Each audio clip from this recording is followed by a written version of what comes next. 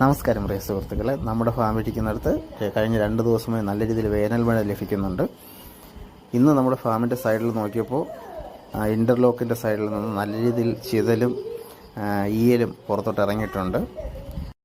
നമ്മൾ അവയെ നമ്മുടെ കോഴിയൊക്കെ ആഹാരമാക്കി കൊടുക്കാൻ നോക്കുകയാണ്. നമ്മളിതെല്ലാം കൂടെ നമ്മുടെ ഒരു ട്രെയിൽ ശേഖരിച്ചതിന് ശേഷം കോഴികളുടെ കൂട്ടിൽ അവിടെ ഇട്ട് കൊടുത്തു.